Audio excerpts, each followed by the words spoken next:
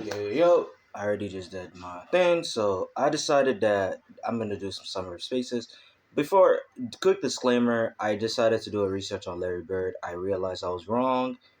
Please just disregard that. But in terms of that, because Larry Bird left in 2017 from the Pacers, but yeah, this that's the thing. So since the Spaces is actually research tools for my and I'm gonna do a summary on the Charlotte Hornets merry-go-round, which is the video. The problem is Charlotte keeps fucking himself in the foot.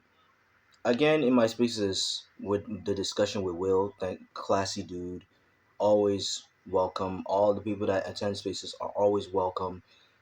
The issue is this: Charlotte makes the simplest thing very difficult, and the most difficult thing even more difficult.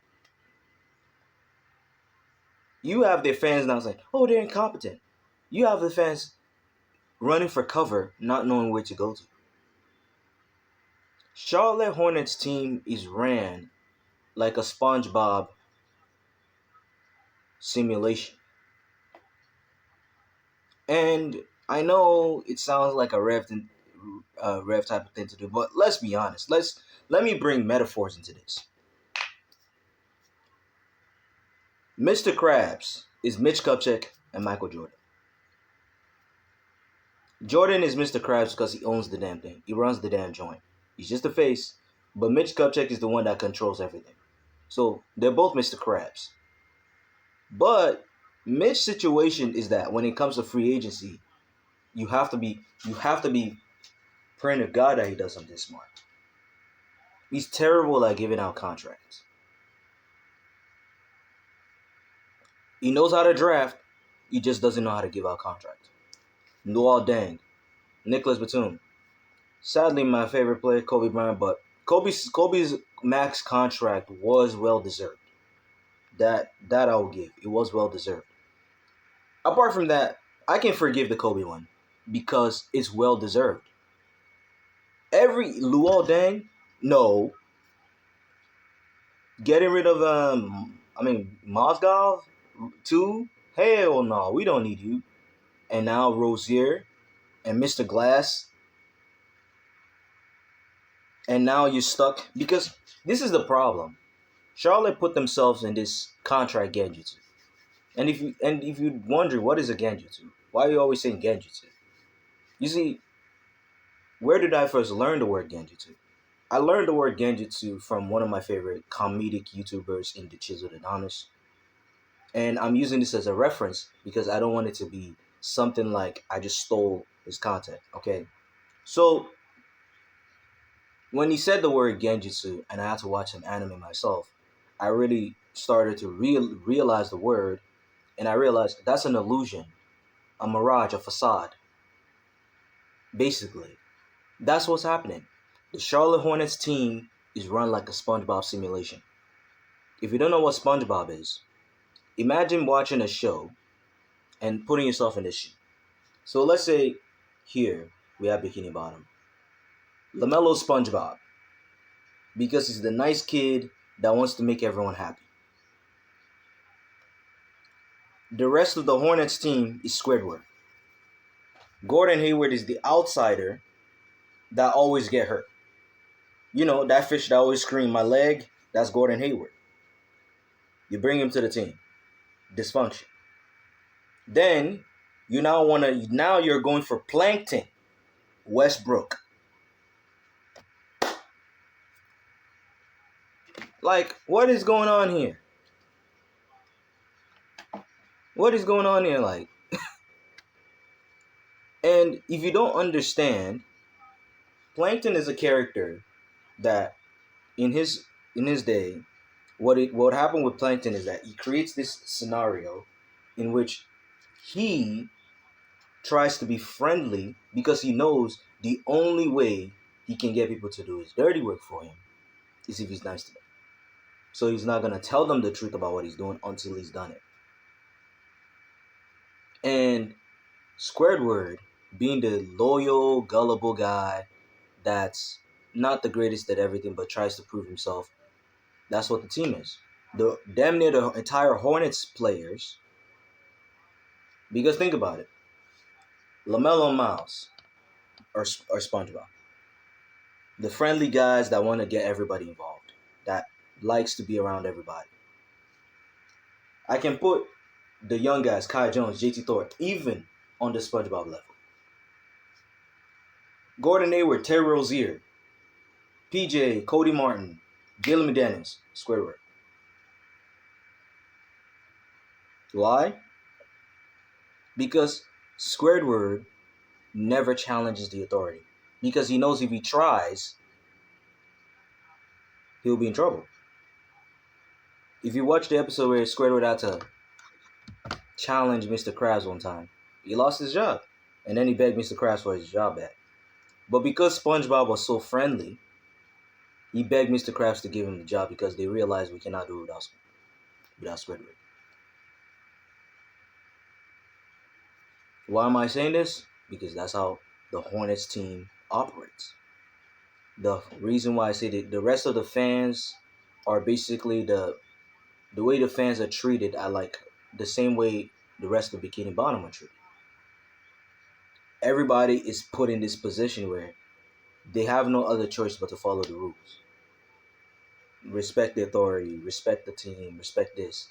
There's nothing wrong with respecting authority. The problem is, in a sports franchise, it's win or go home. In free agency, this team kicked themselves in the foot, making things hard.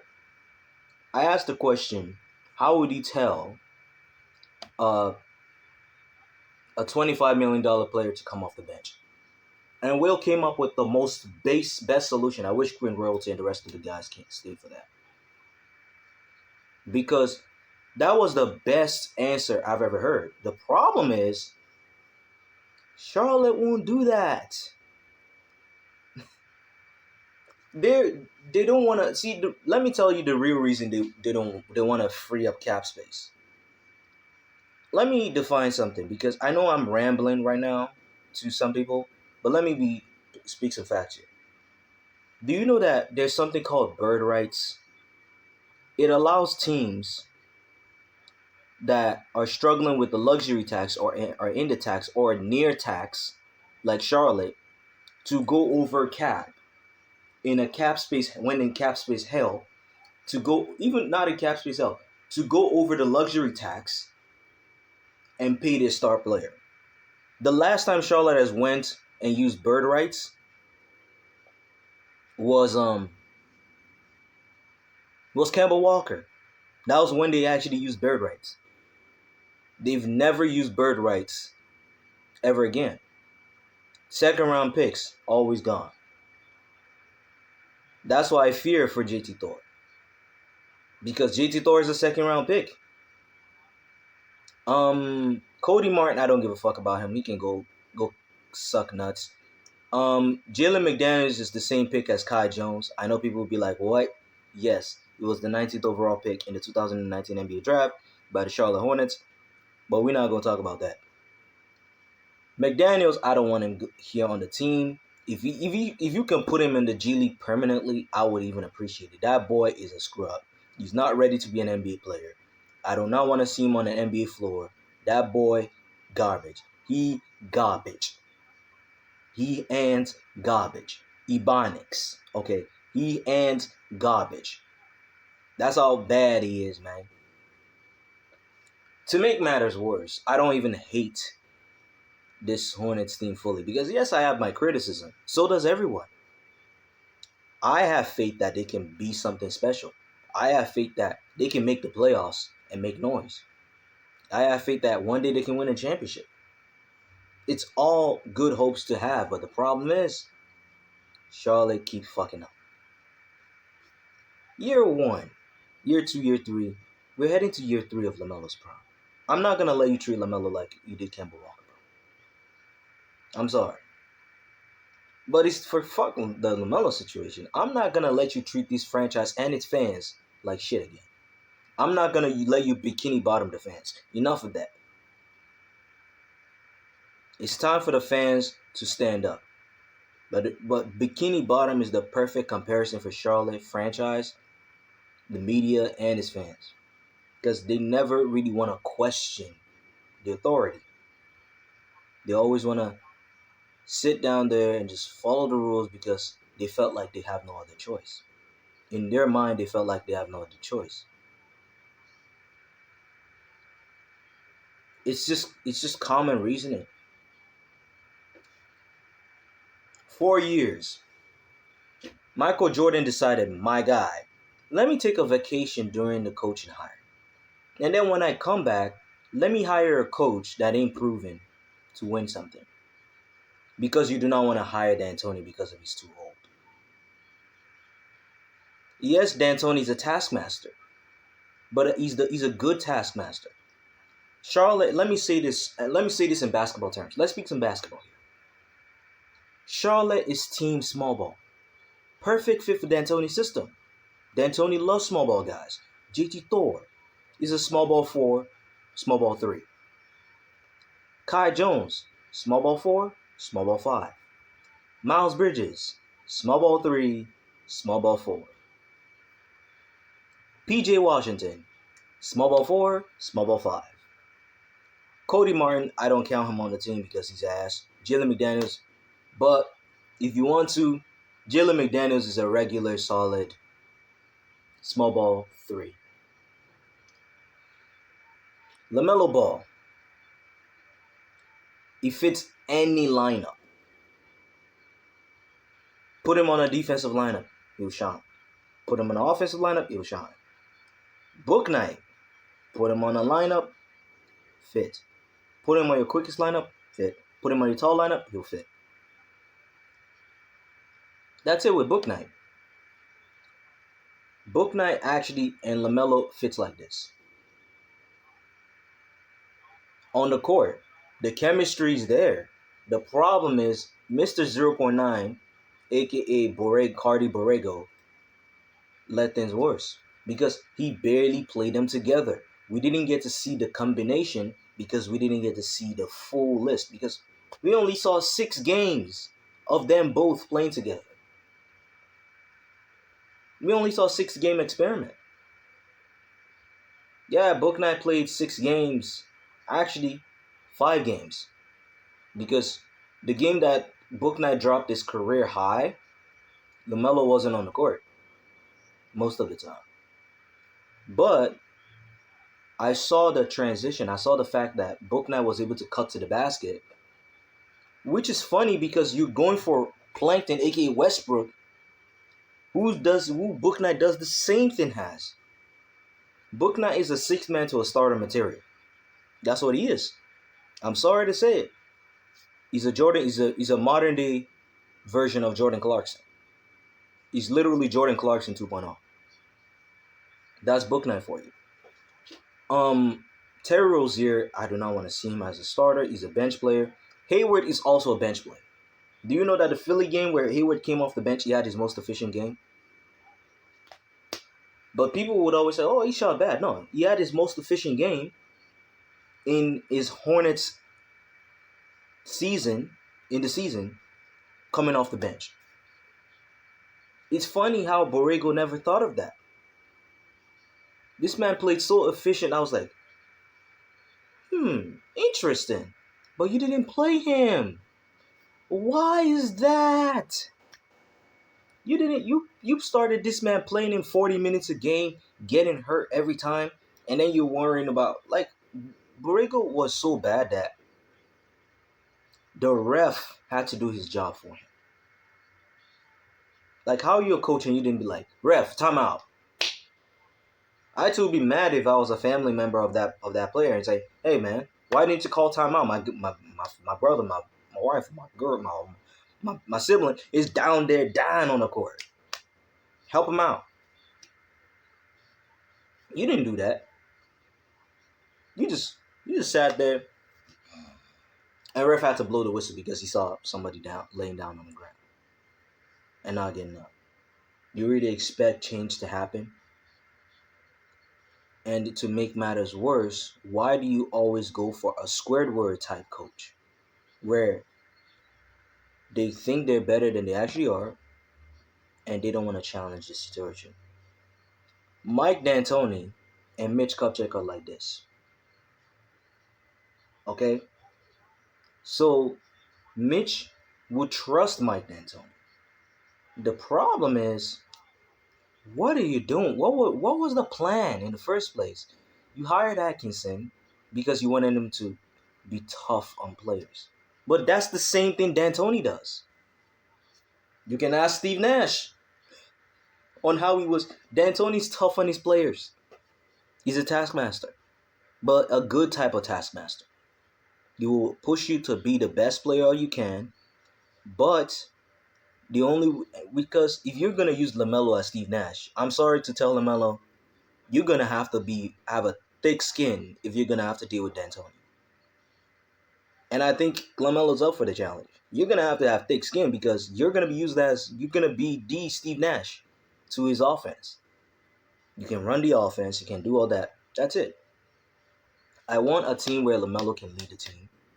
But to me, I feel like in summary of this entire spaces, the main argument is that Charlotte makes things difficult than it actually seems because for some reason they're too afraid to take big risks. And we see it. You have Miles' contract to really pay. What's up with that? You have the contract to sign Miles, and you're still waiting on Borrego. I mean, oh, now we got Quinn Snyder is in the play. Quinn Snyder, the reason why I want Quinn Snyder is similar because Quinn Snyder will let LaMelo play his game. Quinn Snyder is your poor man's Mike D'Antoni, except for with better defense. That's it. He's your poor man's Mike D'Antoni. Quinn Snyder will let you run the fast break, move the ball, settle the pace. I've watched Utah Jazz games and see how he uses Donovan Mitchell and his point guards. He's gonna let his point guards cook. But I would not recommend Snyder for. Then I would recommend it for Chicago if they fire Billy Donovan. Because why? He fits Lonzo more than he fits LaMelo.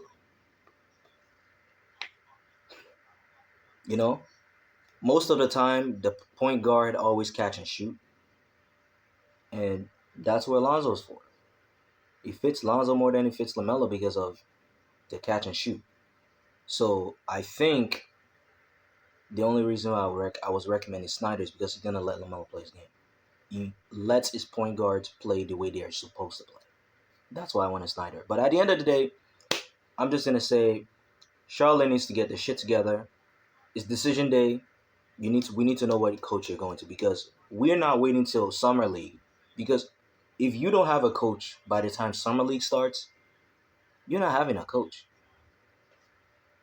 Summer league is important with a head coach because we will get to know which players are recommended. Because remember, there's a training camp for summer league where the head coach decides, okay, this is who's coming here. This is who's more likely to make the roster. We need the head coach in presence in summer league to know who's going to make the roster. That's it. But that's the thing people don't pay attention to because we are always too focused on one problem, which is, yeah, preseason, that don't matter. No. Summer league.